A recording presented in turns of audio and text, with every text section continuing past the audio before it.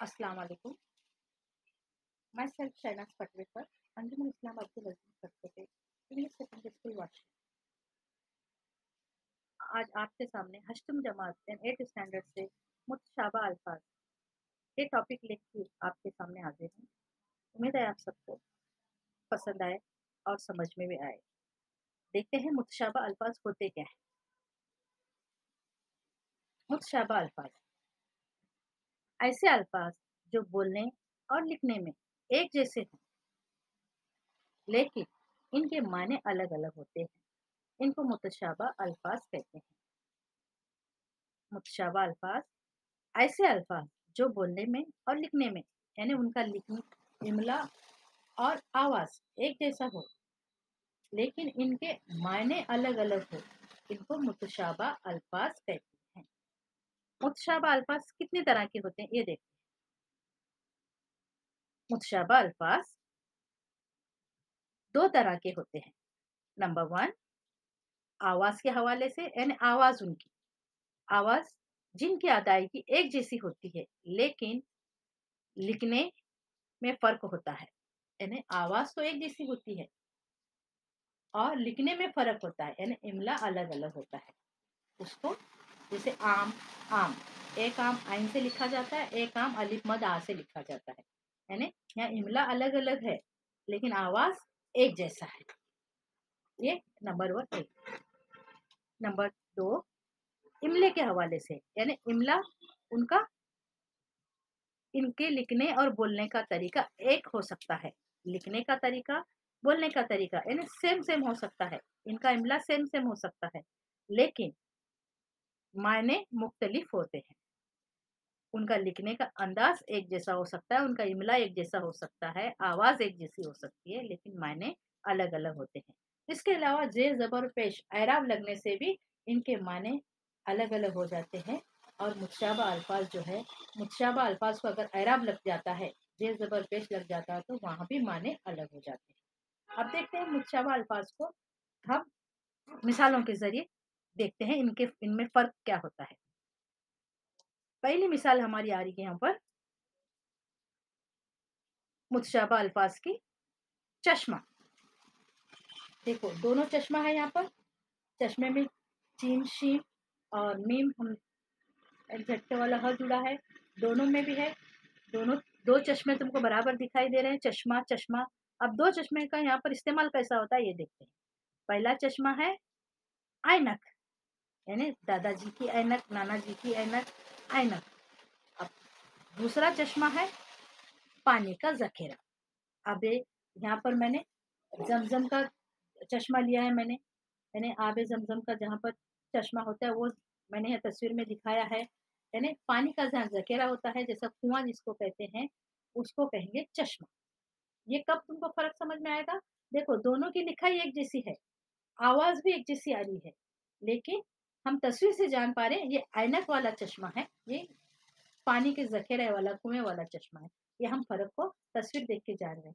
उसी तरह हम जुमले को पढ़ने के बाद, जुमले की बंदिश के बाद, जुमले के एतबार से ही हम इनके माने को समझ सकते हैं। इसके लिए हमें करना क्या होगा बच्चों? इसके लिए हमें बहुत ज्यादा मशक करनी होगी, बार बार मुतालिया करना होगा, तब जाके कहीं हमें फर्क को समझ पाएंगे। अब दूसरी मिसाल देखते हैं। दूसरी मिसाल है हमारी कान, जो जिस्म का एक हिस्सा है, अहम हिस्सा है। और दूसरा ये भी कान है, जो ज़ेर ज़मीन का एक हिस्सा है, जगह है जहाँ पर दोनों भी कान लिखने में एक दोनों एक सेम है, आवाज़ भी एक जैसी आ रही है। अब ये कान का कहाँ कैसा इस्तेमाल करेंगे? अब तस्वीर देख के हम पहचान रहे हैं कि जिस्म का एक हिस्सा ये कान है, और दूसरी तस्वीर देख के हम ये पहचान पा रहे हैं कि ये ज़ेर ज़मीन वाली जगह है। जैसे एक कान का इस्तेमाल कहाँ होता है? जैसे जहाँ से धात निकलती है, ज़मीन से जो धातें निकलती है, उस जगह को कान कहा जाता है। जैसे कोयले की कान, कोयला ज़मीन से निकलता है, उस जगह को कोयले की कान कहते हैं। हीरा निकलता है, हीरे की कान। फिर दूसरा है यहाँ पर जहाँ पे जो भी धातें निकलती है, उसको क्या कहते हैं? वो जगह को कान कहा जाता है। एक सुनने वाला कान, जहाँ से धातें निकलती है ज़मीन को, ज़ेरे ज़मीन वाला हिस्सा कान कहलाता है। ये हम कब फ़र्क कर पाएँगे? जब जुमले को जिस तरह से हम अंदाज़ में पढ़ेंगे, उसके उतार-चढ़ाव को देखकर, उसके आगे की मीनिंग को देखकर हम ये कान का इस्तेमाल हम कर सकते हैं। आगे दूसरा है हमारा यहाँ पर सिहा, सैर करने वाला टूरिस्ट। और दूसरा है ये सिया। सिया ये इसके माने है काला, ब्लैक। अब देखो, अब इसका दोनों का, ये दोनों में जुमला देखो कैसा बने, ग्रुप देखो कैसा है। यहाँ पर इमले की क्या है, एक में हवेली वाला ह है, दूसरे में गोल ह है। हम इमले की यहाँ पर क्या है, इमला एक दूसरे का मिलता जुलता नहीं है, मगर आवाज एक जैसी आ रही है, मीनिंग अलग है। एक सिया यानी टूरिस्ट, सैर करने वाला, दूसरा सिया यानी काला। आसमान सिया है यानी ये काला है, यानी सिया पूरे मुल्क की सैर करते हैं, यानी जो टूरिस्ट है सारे मुल्क की तारीखी इमारतों की जो है, जिनको घूमने का शौक होता है वो करते हैं, वो सिया अलग हो गया। अब दूसरा यहाँ पर, यहाँ पर तस्वीर में देख रहे हो दवाई, तो दूसरा है यहाँ पर दवा। उसी तरह और एक हमारा आ रहा है जुमला, अल्फाज आ रहा है दुआ, दवा, दवा, यानी सुनने में एक जैसा, लगभग एक जैसा तुमको लग रहा है, दवा, दुआ, यानी इनकी लिखने की बनावट अलग है लेकिन आवाज एक जैसा आ रहा है। एक तो एक के माने हैं दवा, दाल वा वाली दवा यानी दवाई जो डॉक्टर देता है, डॉक्टर ने दवाई दी। दूसरा यानी मैंने अल्लाह से दुआ की, ये दुआ, ये वाली दुआ है। यानी लिखने की बनावट इनकी अलग है लेकिन आवाज एक जैसी है, ये मुतशाबा अल्फाज कहलाते हैं। अगली मिसाल है हमारी, अगली मिसाल की तरफ चलते हैं। हलाल, जो मैंने इसको सर्कल में लिखा है, हमारे नबी सल्लल्लाहु अलैहि वसल्लम ने हलाल चीजों को फर्ज किया है, हराम चीजों से परहेज करने की सख्त ताकीद की है, यानी कोई भी चीज हलाल खाने की हमको ताकीद की गई है। जैसे यहाँ पर दूसरा हलाल है, यहाँ पर ये हवेली वाला ह से लिखा वाला हलाल यानी हलाल चीजें खाना, हलाल काम करना, हलाल चीजों को अपनाना, वो वाला हलाल। और दूसरा ह जो लिखा है, झटके वाला ह से लिखा है हमने, ये हलाल के माने है पहली रात का चांद, ये हलाल के माने है पहली रात का चांद। ये कब हम इसको फर्क को जान पाएंगे, जब जुमले को पढ़ेंगे। अगर जुमला ऐसा बना, हमारे नबी सल्लल्लाहु अलैहि वसल्लम ने हलाल चीजों को हम पर फर्ज किया है, ये जुमला मेरा है। और वो हलाल लिखते वक्त तो मैंने पहले वाला हलाल, दूसरा वाला हलाल लिखूंगी, झटके वाला ह का हलाल लिखूंगी वो जगह पे, तो क्या होगा, पहली रात का चांद हम पर फर्ज किया है ऐसा हो जाएगा। यानी ये फर्क को समझ के सही जगह पर वही ग्रुप के साथ लिखा हुआ हलाल है वाला आया तो ही वो जुमला सही हो जाएगा। ये फर्क को जानना बहुत ज्यादा जरूरी है। आगे मिसाल है हमारी खुद। खुद यानी लोहे की टोपी, खुद के माने हैं लोहे की टोपी। बादशाह लोग, सिपाही लोग जंग को जाते हैं तो लोहे का क्या करते हैं, लिबास पहन कर जाते हैं, लोहे का कोट, लोहे का यानी हेलमेट जैसा पहन कर जाते हैं, टोपी उसको होती है लोहे की, वो खुद को कहते हैं लोहे की टोपी। और दूसरा खुद जो है, मैंने सर्कल में लिखा है, ये खुद यानी अपना आप, खुद के लिए इस्तेमाल होने वाला। जैसे मैं खुद वहां पर गया था या मैं खुद वहां पर गई थी। मैं खुद यानी माई सेल्फ, अपने आप के लिए, माई सेल्फ, सेल्फ के लिए इस्तेमाल हो रहा है, यह खुद हो गया। और दूसरा खुद यानी लोहे की टोपी, बादशाह ने जंग हो जाते वक्त खुद का इस्तेमाल किया, ये क्या होगा, ये यानी पूरा जुमले पढ़ने के बाद दोनों खुद एक जैसे हैं, लिखने में एक जैसे हैं, पढ़ने में एक जैसे हैं, आवाज में एक जैसे हैं, लेकिन फर्क कहाँ समझ में आ रहा है, जब जुमला पूरा पढ़ने के बाद बादशाह ने जंग को जाते वक्त खुद का इस्तेमाल किया, यानी लोहे की टोपी का इस्तेमाल किया, ये जुमला बन गया।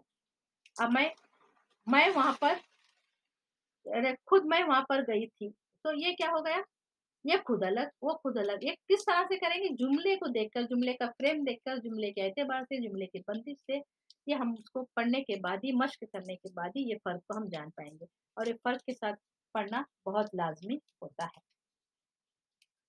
अगली मिसाल है हमारी नजर। नजर यानी बिनाई, जो आंखों से देखते हैं रोशनी, बिनाई को नजर कहते हैं, बराबर। फिर दूसरी है हमारी नजर, दूसरा नजर, देखो लिखावट एक जैसी नजर की, ये नजर यानी जो नजर दिलाते हैं ना, जैसे फातिहा खानी होती है तो नजर दिलाते हैं, कोई कुरान खानी होती है तो नजर दिलाते हैं, कहते हैं ना किसी मजार पे जाते हैं नजर वगैरह दे, तबरुक वगैरह होता है, वो नजर, उनकी नजर कर दिया ऐसा होता है ना, वो वाला नजर। पहली वाली नजर का माने है बिनाई, आंखें। दूसरा वाला है तबरुक वगैरह जो इस्तेमाल होता है, वो वाली नजर, उसको कहेंगे नजर दिलाना वगैरह कहते हैं ना, मैंने उसमें वली की नजर दिलाना है ऐसा कहते हैं, वो वाला नजर। फिर उसके बाद है हमारा यहाँ पर आगे बहुत सारे अल्फाज में तुमको यानी फर्क किस तरह मालूम करना है देखा। मैंने पहले भी कहा था ऐराब की वजह से भी मायने बदल जाते हैं। अब ये आलम, अलिफ आइन अलिफ लाम मीम आलम, उसके नीचे लाम के नीचे अगर मैं जेर लगाऊंगी तो बनेगा ये आलिम। आलिम मैंने बहुत पढ़ा लिखा। फिर उसके बाद फिर से मैंने आलम लिखा यहाँ पर, ये आलम के माने है दुनिया। ऊपर वाले आलिम के नीचे अगर लाम के नीचे अगर जेर आएगा तो बन गया बहुत पढ़ा लिखा आलम आलिम। और दूसरा वाला आलम के नीचे ये दुनिया, यानी खुदा ने क्या खूब आलम बनाया है, ये खुदा ने क्या खूब दुनिया बनाई है। आलिम के माने होते हैं ये बहुत पढ़े लिखे आलिम हैं, बुजुर्ग आलिम हैं, जो भी है वो उनको कहा जाता है। वैसे ही दूसरा गधा, जी हाँ वही 4 पहिए वाला गधा आप समझ रहे होंगे, वो भी सही है। ये गधा यानी फकीर, बादशाह के का अपोजिट क्या है, फकीर, यानी फकीर को कहा गया है। और दूसरा है यहाँ पर ये गधा यानी फॉर्म का बिस्तर, जो हम सोते हैं फॉर्म वाले बिस्तर पर गद्दे पे सोते हैं या फिर कापूस की गद्दी गद्दी पे सोते हैं ना, तो उसको कहते हैं बिस्तर को गधा। और वो 4 पहिए वाला भी गधा है, वो भी गधा, ये भी गधा, ये भी गधा। यानी गधे के फर्क को कब पहचानेंगे, जब हम जुमले को देखेंगे। जैसा पहला गधे के माने मैंने लिखा है फकीर, गधे ने बादशाह से सवाल किया, तो कौन सा लिखना चाहिए हमको, ये वाला फकीर वाला गधा समझने का उस वक्त। और गधा इतना नर्म था कि मुझे नींद आ गई, ये यानी सोने वाली बात हो रही, मतलब ये बिस्तर वाले गधे की बात हो रही। अब गधा हरे भरे जंगल में चर रहा था, ये घास खाने वाले गधे की बात हो रही है। तो ये क्या है, ये वो 4 पहिए वाला गधा। इस तरह से ये फर्क को कब समझ में आएगा, जब हम जुमला पढ़ेंगे। बच्चों इसके लिए क्या करना है, हमें हमें मश्क करनी होगी, मुताला करना होगा, तब जाके करेंगे। हमारी लिखावट भले एक जैसी हो लेकिन मायने अलग अलग होते हैं। वो माने लिखते वक्त, समझते वक्त, पढ़ते वक्त ध्यान से पढ़ना बहुत ज्यादा जरूरी है। अगर एक लफ्ज तुम्हारा इधर उधर हो जाता है तो मायने बदल जाते हैं। दूसरा है अर्ज, एन से लिखा हुआ अर्ज। ये अर्ज तुम ज्योमेट्री में पढ़ते हो, चौड़ाई कितनी है लंबाई कितनी हो पढ़ती है ना, उसका अर्ज यानी चौड़ाई। ये कमरे का अर्ज कितना है, यानी ये कमरे की चौड़ाई कितनी है। या फिर ये कपड़े की चौड़ाई कितनी है, यानी ये कपड़े का अर्ज कितना है, ये अर्ज होगा। और दूसरा अर्ज यहाँ पर ये वाला अर्ज यानी ये अलिफ से आने वाला अर्ज जमीन, यानी खुदा ने क्या खूब अर्ज बनाया है, खुदा ने क्या खूब जमीन बनाई है, अर्ज के माने जमीन। और दूसरा वाला अर्ज यानी तीसरा वाला अर्ज आइन रे जुआत, वो वाला अर्ज यानी जो अर्जी लिखते हैं हम, किसी को एप्लीकेशन वगैरह लिखते हैं अर्ज लिखते हैं, वो वाला अर्ज। पहले वो भी कब पहचानेंगे, हम जुमला पढ़ने के बाद ही समझ में आएगा हमको कौन सा लिखना, मुझे प्रिंसिपल के नाम पे अर्ज लिखना है या म्यूनसिपलिटी ऑफिसर के नाम पे अर्ज लिखना है, वो वाला अर्ज अलग। सॉरी, जुमले की यानी चौड़ाई नापने का जिक्र हो रहा है तो ये वाला अर्ज, जमीन का जिक्र हो रहा है तो अलिफ वाला अर्ज। इस तरह से हमको पहचानना है। उसके बाद है काबिल। काबिल काफ 2 नुक्ते से लिखा गया है, कलम के काफ से। काबिल के माने है लायक, हुनार, ये लड़का लायक है, हुनार है, ये लड़का क्या है, काबिल है, ऐसा कहते हैं। दूसरा है काबुल, यहाँ जेर और पेश लगने से काबुल बन गया। काबुल एक अफगानिस्तान का शहर का नाम है, ये है काबुल, ये कबूतर के क से लिखा गया है, ये फर्क है। फिर उसके बाद और मजीद मैंने अल्फाज आपके लिए यहाँ पर वर्कशीट के तौर पर दे रही हूँ, इसको अच्छी तरह से मश्क करेंगे आप लोग। तारीख, तारीख यानी महीने का दिन, जो दिन की डेट वगैरह होती है ना, आज कौन सी डेट है, आज कौन सी तारीख है बोलते हैं, ये वाली तारीख। देखो लिखने में एक जैसा आ रहे, सब लिखने में एक जैसा आ रहे, सिर्फ यानी मैंने दूसरी तारीख जो है रिवायात, रिवायात यानी ये मुगल सल्तनत की रिवायात है, ये मुगल सल्तनत की तारीख है, ये मुगल सल्तनत की हिस्ट्री है, कहते हैं ना, ये वाली तारीख। पहले वाली तारीख देखो लिखने में एक जैसा है, माने अलग है इनके। ये माने कब अलग होंगे, जब जुमला हमारा आगे बढ़ते जाएगा तब इनके माने में तब्दीलियां आती जाएगी, ये अलग होगा।